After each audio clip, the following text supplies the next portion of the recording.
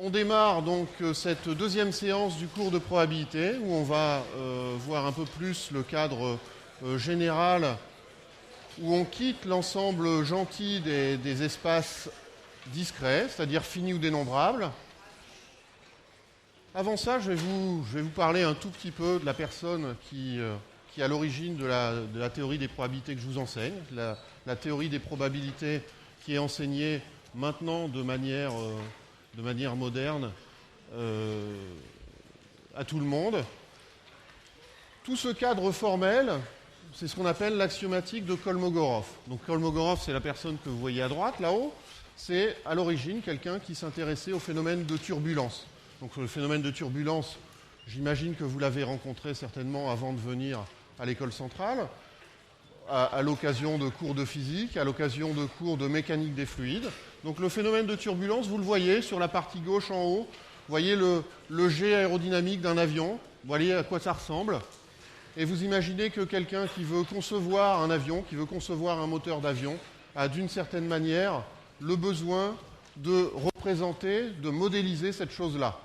Et cette chose-là, vous comprenez que c'est ce phénomène-là, c'est un phénomène qui est a priori intrinsèquement aléatoire, et donc qui nécessite un cadre formel qui n'est pas juste on compte des cas possibles, on compte des boules avec les probabilités d'en tirer une bleue, quelque chose comme ça. Donc il faut un cadre beaucoup plus formel que ça. Voilà. Et c'est vraiment dans ce cadre-là que Kolmogorov a introduit l'axiomatique des probabilités modernes. Alors vous imaginez bien que pour modéliser un tel phénomène que la turbulence, c'est quelque chose qui est beaucoup plus avancé que ce qu'on voit dans le cadre de ce cours. Là, on est dans le cadre d'un cours de probabilité de base, où on voit les choses de base.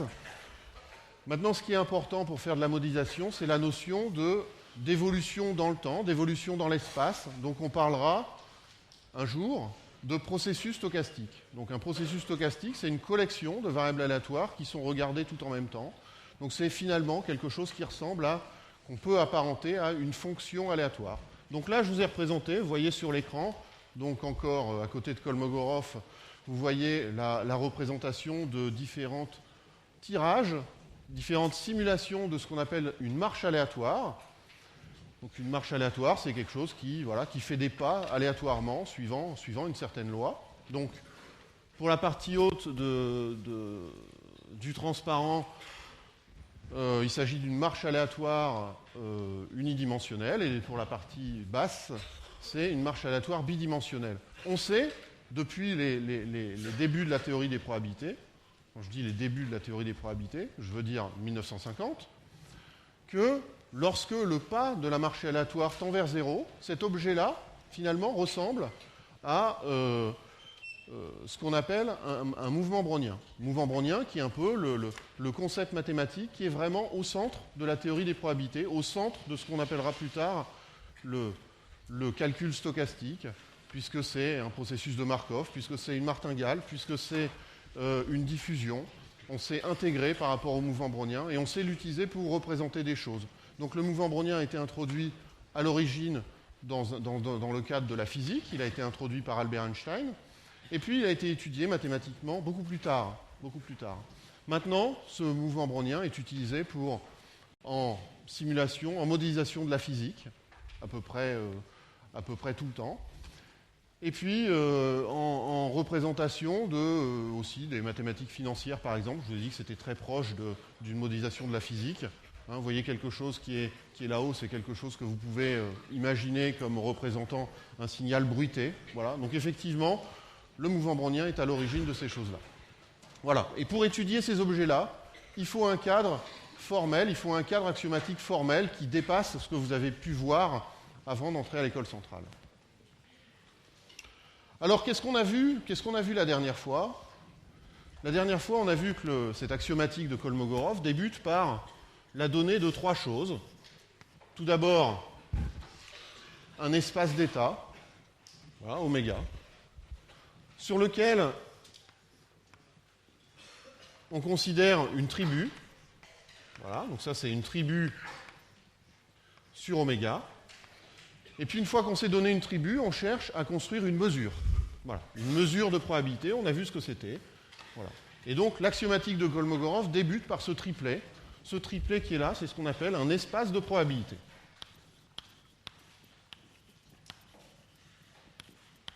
Un espace de probabilité. Alors, ce qui nous a intéressé la dernière fois, on s'est concentré sur le cas où oméga est au plus dénombrable, c'est-à-dire fini ou dénombrable.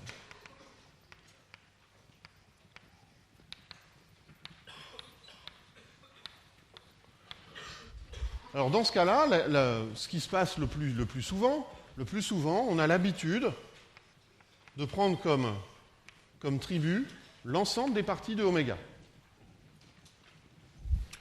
Une fois qu'on a choisi de considérer les événements qui sont les parties quelconques de oméga, eh bien on s'intéresse à la définition d'une mesure de probabilité. Comment fait-on pour définir une mesure de probabilité sur oméga? On a vu que les choses étaient très simples dans ce cadre-là. Dans ce cadre-là, pourquoi? Parce que si je considère un ensemble A quelconque, un sous-ensemble de oméga, je peux définir la probabilité de la manière suivante.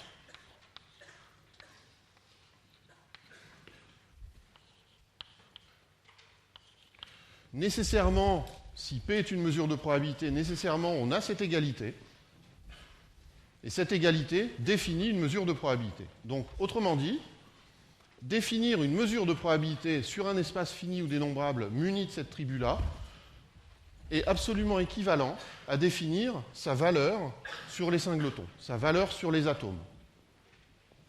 Voilà ce qu'on avait vu, on s'est à peu près arrêté là. Ensuite, on a défini des notions de variables aléatoires. J'en parle pas plus puisqu'on va le faire. On va le faire maintenant dans le cadre général. Alors que se passe-t-il lorsque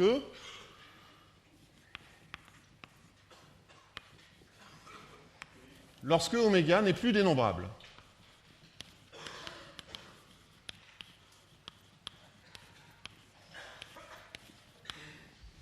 Alors lorsque oméga n'est plus dénombrable, on peut se poser la question, est-ce que ça dépend, est-ce que ce qu'on a défini là dépend finalement de oméga? Eh bien non, on peut s'en convaincre tout de suite. Donc j'écris d'abord que tout dépend de l'attribut F.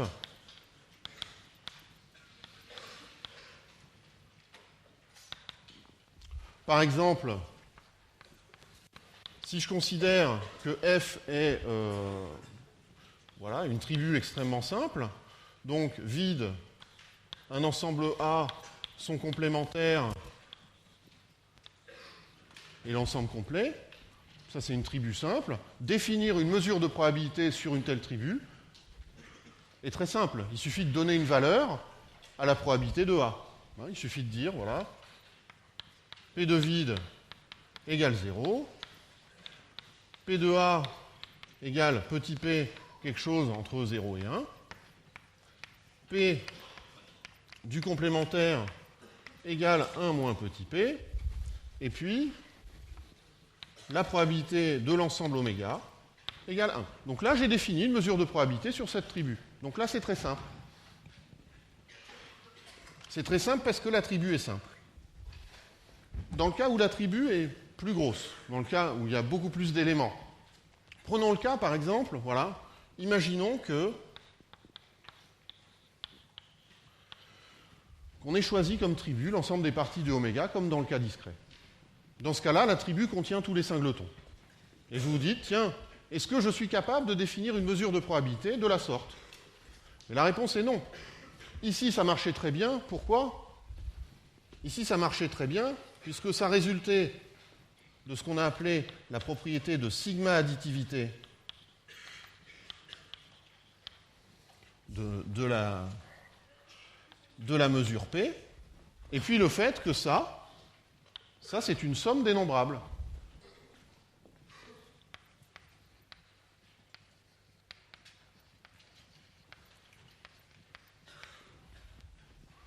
En fait, dans le cas où oméga n'est plus dénombrable, dans le cas où l'attribut contient beaucoup d'éléments, on ne peut plus définir les choses comme ça, puisqu'on n'a plus affaire à une somme dénombrable, donc on n'a plus la propriété de sigma additivité de P qui permet d'écrire une telle relation. Donc comment on fait? Comment on fait dans ce cas-là? Alors dans ce cas-là, on imagine que F, c'est quelque chose qui est engendré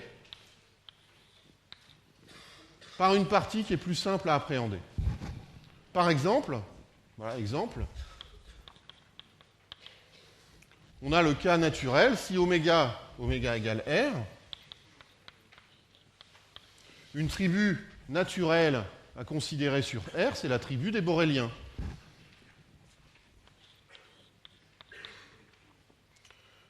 Donc la tribu des Boréliens, c'est quelque chose qu'on note comme ça. Donc la tribu des Boréliens, en fait, qu'est-ce que c'est? C'est la plus petite tribu qui contient les ouverts de R. Donc c'est la tribu qui est engendrée par les ouverts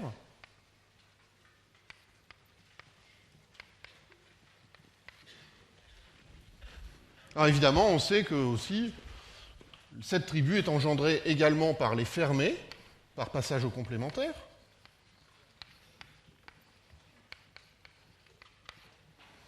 Et puis, comme on a suivi un cours d'analyse à l'école centrale, comme on est allé en TD, on sait que cette tribu F, elle est également engendrée par les intervalles ouverts de la forme AB ouvert. Donc ça, c'est engendré par les intervalles ouverts, AB de R. Donc ça, on a vu ça en TD d'analyse.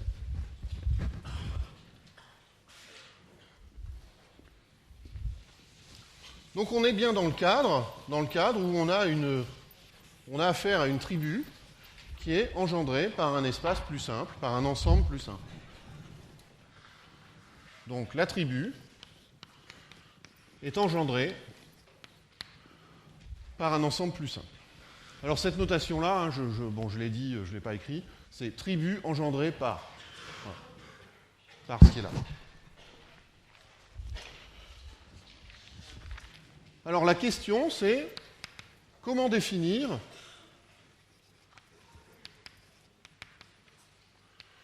une mesure de probabilité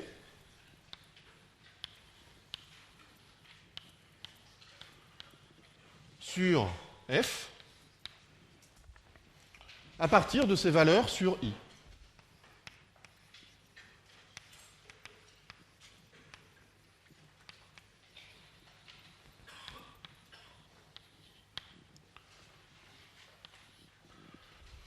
Alors la personne clé qui répond à ça, donc là on est vraiment dans un cadre général de théorie de la mesure. La personne clé qui a travaillé là-dessus n'est plus Kolmogorov. La personne clé qui a travaillé là-dessus, c'est quelqu'un qui s'appelle Karateodori. Donc il y a deux choses. Il y a deux choses à retenir. C'est que si, suivant la forme de cet ensemble I, si I est stable par intersection finie,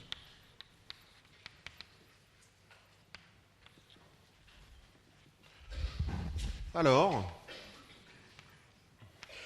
si une mesure de probabilité, si on considère deux mesures de probabilité P et Q qui coïncident sur I, alors elles sont égales. Donc ça, c'est la restriction de la mesure de probabilité à l'ensemble I qui engendre F. Donc si on a deux mesures de probabilité P et Q, dont la restriction à I coïncide, alors ces deux mesures de probabilité sont égales. Autrement dit, que dit ça? Ce résultat-là, c'est que une mesure de probabilité est complètement définie par sa valeur sur l'ensemble I qui engendre l'attribut, à une condition, à la condition que I soit stable par intersection finie. On dit dans ce cas-là que I est un pi-système.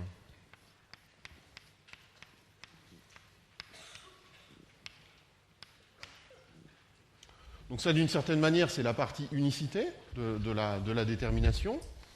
Et puis la deuxième partie, c'est que si I est stable par union finie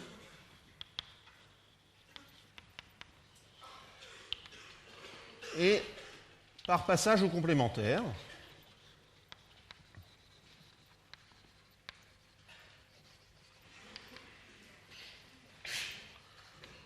Alors dans ce cas-là, si je considère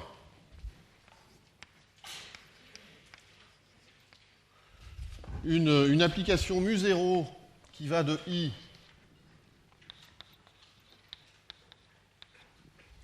dans R plus bar, donc R plus union plus l'infini, qui est sigma additive,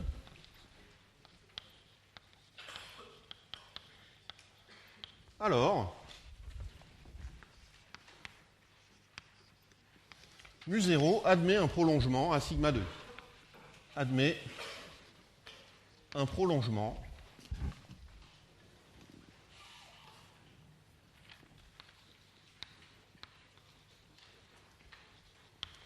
à sigma 2i.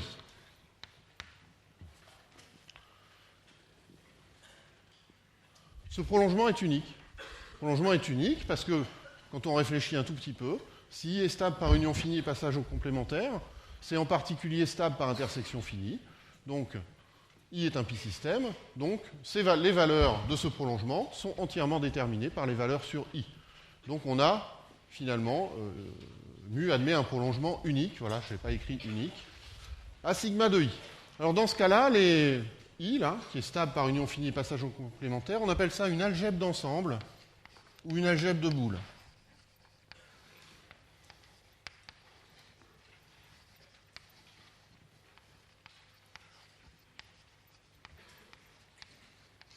Voilà. Donc, autrement dit, lorsque on a perdu le fait que oméga était dénombrable, auquel cas la tribu F était suffisamment gentille pour nous pour être capable de déterminer facilement une mesure de probabilité. À ce moment-là, c'est pas grave. C'est pas grave. On considère les tribus qui sont engendrées par une partie plus simple, et il suffit de regarder ce qui se passe sur ces parties. Alors on a l'exemple qui est là, qu'on va illustrer tout de suite. C'est l'exemple où F est la tribu des boréliens engendrés par les ouverts de R. Donc on est dans le cas particulier où F, c'est la tribu des boréliens. C'est la tribu qui est engendrée par les intervalles AB, où AB sont dans R. Je répète, ça, on l'a vu dans le cours d'analyse, dans le cours d'intégration. Alors je m'intéresse à, tiens, je vais définir une collection qu'on va noter pi de R, qui est l'ensemble des intervalles de la forme moins l'infini x, où x est dans R.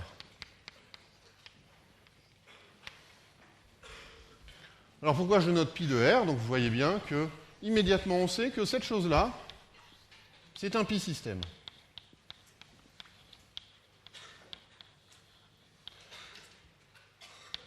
C'est-à-dire que cette collection d'ensembles est stable par intersection finie. Donc définir une mesure de probabilité sur l'attribut engendré par pi de R, c'est la même chose que donner ses valeurs sur pi de R. Et c'est ça qui va nous occuper là tout de suite. Alors la question qu'on se pose maintenant,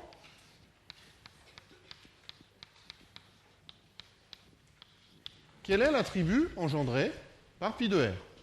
L'attribut engendré par pi de R, on l'a vu un tout petit peu en TD d'analyse il y a quelques semaines, sauf que la borne qui était là était ouverte. Mais rapidement, quels sont les éléments? Les éléments sont les suivants. Si je considère n'importe quel élément là-dedans, ça, tout ensemble comme ça est un fermé. Donc comme c'est un fermé, c'est quelque chose qui est dans l'attribut borélienne. Donc dans l'attribut engendré par les fermés. L'attribut engendré par les fermés, c'est la même chose que l'attribut engendré par les ouverts. Donc c'est l'attribut borélienne. Donc